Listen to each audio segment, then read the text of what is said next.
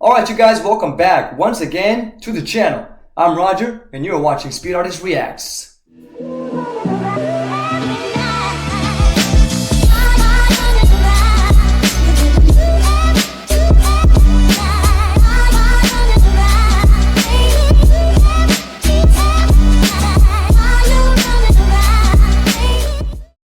Okay, so in today's video, we're going to check out, or we're going to react to a fully AI film, a short horror film specifically. This one is called Static, and it is by The Horror Factory. Okay, so I've never seen a full AI short horror film. So I've seen, live action films, horror films with AI elements in there, I'm assuming, right? Especially this last one that I saw, one of the Jaya Kapoor films. I think it was called The Wolfman or something like that. That one had some AI elements. I was, kind of guessing that it did because they looked very AI. But this one is going to be full AI. So I'm definitely very excited to check this one out. I'm expecting a little bit of kind of fever dream kind of looks in this film. Very staticky type of filming as well, staticky style.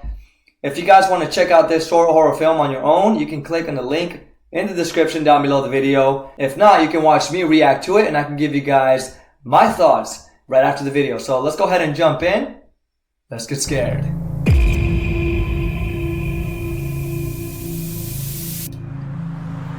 Static. I know you didn't ask, but since you're here, that's me. I guess you could call me somewhat of a loner. It's not that I don't like people or anything. I have friends. But let's just say I'm not going out of my way to make new ones, It's kind of funny. Living in a big city that's full of people makes it easy to disappear. Where am I going, you might be thinking? Well, sometimes when you miss someone, you'll do anything to feel like you're close to them again. I don't know what I'm looking for, but this was the last place where me and my mom went together. It's weird, but for me, one of the loudest places in the city is what makes me get peace. Little did I know that the place I felt closest to my mom could be the reason that reunites us. John. Wait, what? Do you have change for This is Tombstone. What? That's an insane amount. Do you have change for I know what you're running here, and I don't fucking like. Excuse me, sir. Sir, I believe this belongs to you. Oh, I'm sorry. You must have the wrong person. No, I would bet my soul on it. This is yours. Hey man, don't fucking push me, Yeah, bro. well, I'm coming at you, motherfucker. I'm sorry, but I don't think this is mine.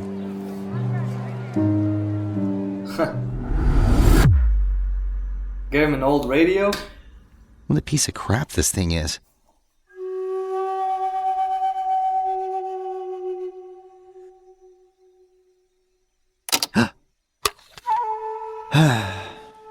Great. All right.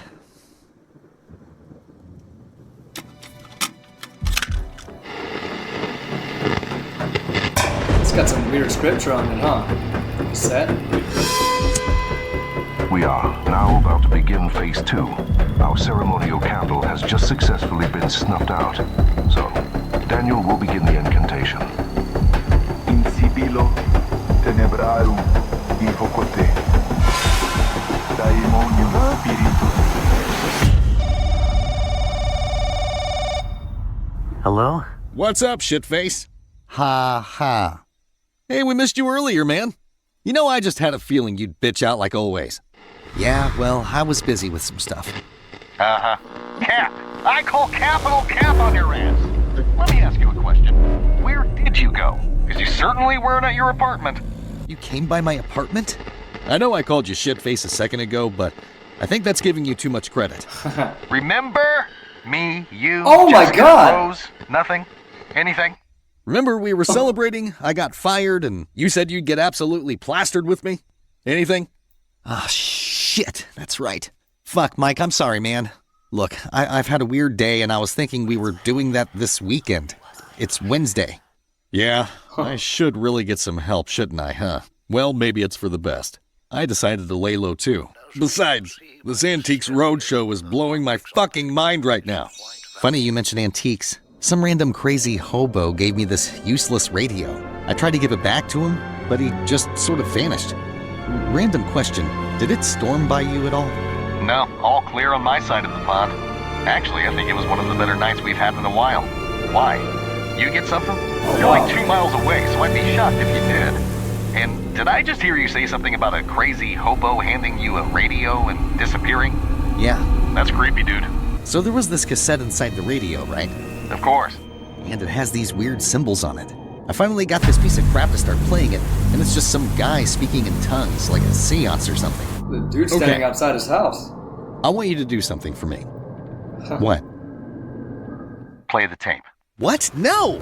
See, this is the exact same reason why we never hang out, and you let your life just slip past you. You're afraid of doing anything. Play the tape. Excuse me. I'll be on the other line if anything happens, and I'll be on my way. Okay, you know what? Fine, but I'm only playing it for a minute just so that you can hear it. It's like straight out of Evil Dead or something. Attaboy. Okay, I have you on speaker. Are you ready?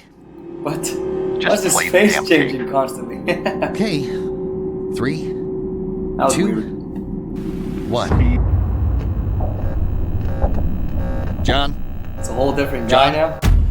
In Sibilo celebrarum invocote. What the? Daemonium spiritus veni in re. Fiat Hurry. fiat We potentia. don't have much time to break the curse. Eternam vincula. Ad umbre profundas. In silencio concito. Come outside, Momo. Voces malis surgant. Tenebras ambiant. What in the world? Oh!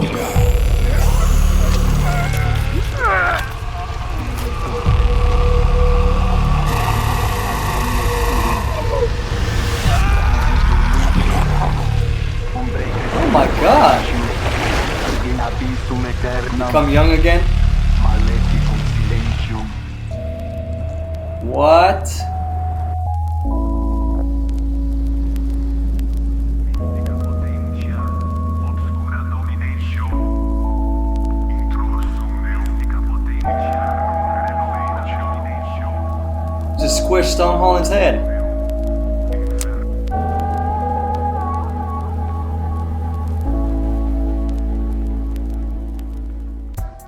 Alright you guys, so there you have it. That was Static. Okay, so this film is pretty short and it just talks about this character that looks exactly like Tom Holland. This AI generated, short film. It's got the face of Tom Holland and this other character that plays his friend, Jeff something. I forgot his last name. These two actors that have came out in films, right? It's this kid that's going through this tragic point of his life, where he lost his mom and he's trying to find these places and looking for ways to reconnect with her, or at least visit these places where they used to go, right? So we kind of began with him going through this like flea market looking place, and while he's making his way through there, he meets this old man, this kind of homeless guy that gives him an old radio, right? An old antique radio. And so as he's kind of just making his way through there, right? And he meets this man.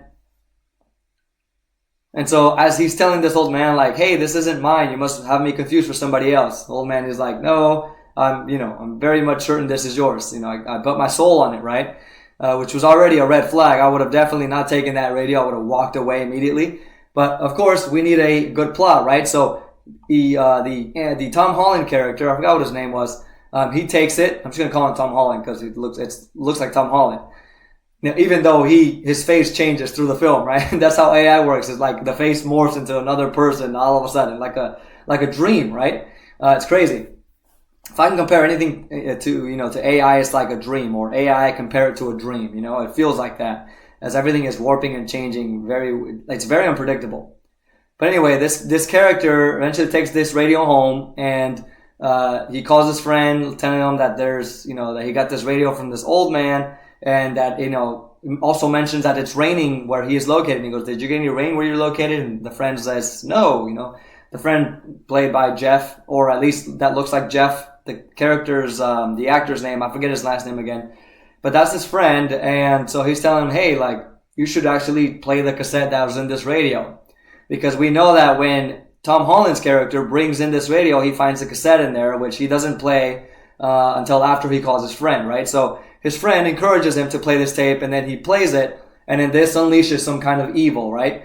And so, like, all of this, stuff starting to happen around him, like this creepy person starts to float, towards this window. I mean, even moments before that, while he's talking to his friend, we get this creepy, like, scrawny, slender looking thing right behind his couch, like kind of peeking out. Looks very, very scary.